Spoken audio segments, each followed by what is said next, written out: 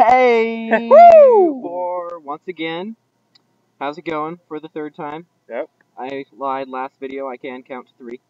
Swag. Yep. So here we are again, talking Yep. about new stuff.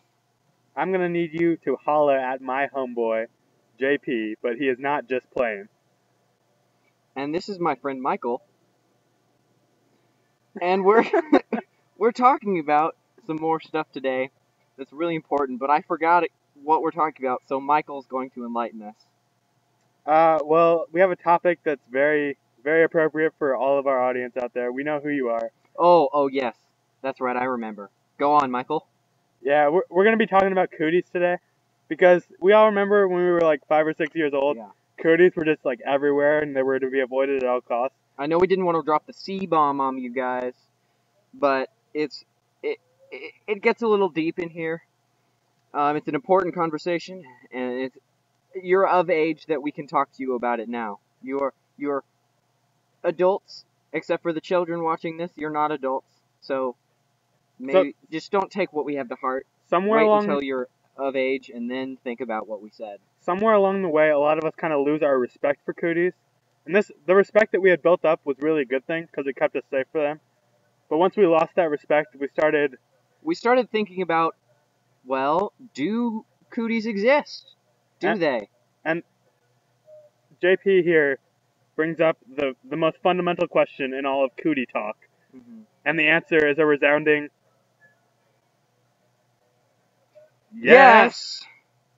And I know that a lot of you are thinking, well, didn't that one famous guy say, I think, therefore I am, and cooties don't think, therefore they are not?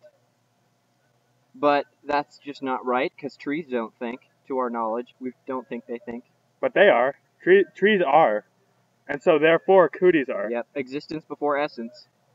I think we're getting a little too philosophical in here. Probably. Back to cooties. Cooties. Important. When we were younger, cooties kept us away from people of the opposite sex, which was probably they still do to some extent for JP. I don't know. My own experiences are aside, but anyway, so cooties kept us away. Boys stayed away from girls. Girls stayed away from guys, and it was around like 8 or 9 years old that just stopped happening. Yeah. But the cooties are still there, and they're arguably stronger than ever, which is why JP felt we needed to bring this up to you today. It's true. We wanted to tell you guys how it is that you can see a person with cooties, what characteristics they have, and how you can avoid them, because, trust me, they need to be avoided, because cooties are probably the most contagious thing in the universe. No, I mean, JP says they are. They are by far the most contagious thing in the universe. And there are 3 to 4 very distinct and well-known by JP signs that an individual has Well, cooties. I know 2, and you know 1. So we'll split the difference. You could say that too, so JP can just go ahead and the first characteristic of a person who has cooties is that they are incredibly awkward to talk to. And he says incredibly here. That's one key thing to note. If you meet someone and they're mildly awkward, do they have cooties? No, you're safe. You're okay. Probably. Likely safe. They might be able to suppress them. Some people can suppress kind of their runs in the family, but it's not contagious type of thing.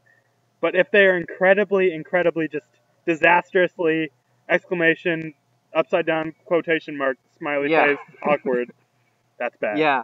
Now I know a lot of you are thinking, well, crap, I'm pretty awkward talking to people. I know I am when I'm not talking to a camera. When I'm talking to Michael, I'm so awkward. But don't worry, there's a clear indicator on whether even awkward people whether or not they have cooties. It's really obvious, and Michael knows what that is. I'm really glad JP brought that up, because an awareness of your incredible awkwardness can be the deciding factor in whether or not you yourself have cooties. If you are aware you're awkward, do you have cooties, JP? Well, the question is that the characteristic that you were talking about? If they know, is that the characteristic? If you know you're awkward, do you have cooties, or is it you just don't realize it? You're awkward and you don't know.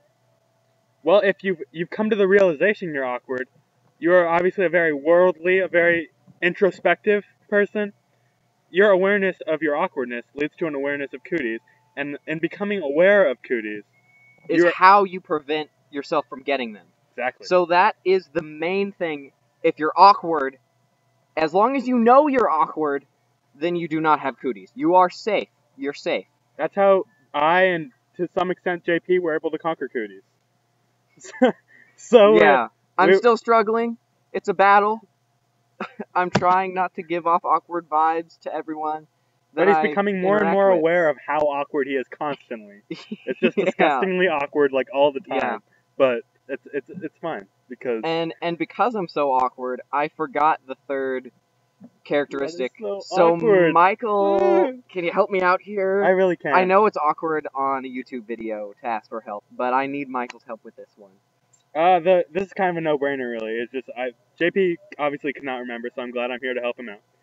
It's as you grow up, you think you outgrow Cooties, and that's the most devastating way to allow Cooties back into your life. As long as you live your entire life with an awareness, Cooties are there, they are highly contagious, and they are to be avoided at all costs, you will be fine.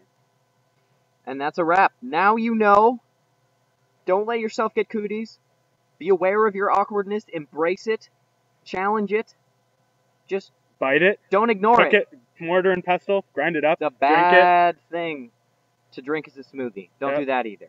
All right. All right. Peace out.